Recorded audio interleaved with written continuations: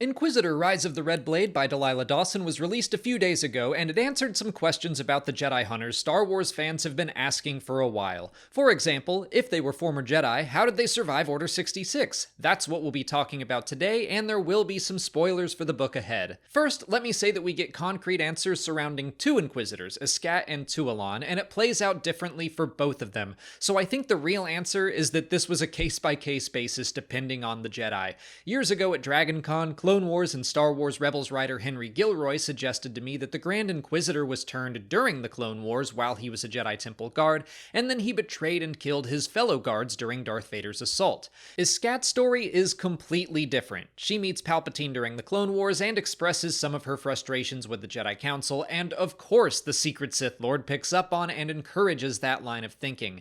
When Order 66 comes, Iskat is with Tualon and another Jedi named Sungi. Sungi is killed immediately, but the clones pause before turning their blasters on the other two. Sidious appears in a hologram and offers her the chance of survival if she renounces the Jedi and joins him. She abandons Tualon to die and joins the Inquisitorius.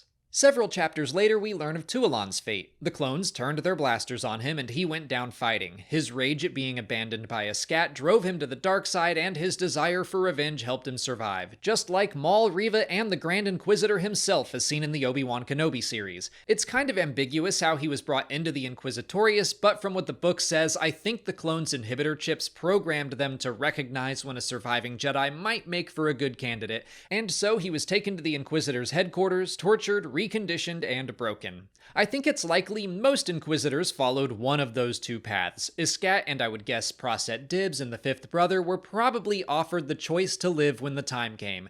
The Mace Windu comic and battle scars all suggest Palpatine had his hooks in them well before Order 66, but others, like the Second and Ninth Sisters, may have been chosen after the Jedi Purge, having survived and fallen to the dark side.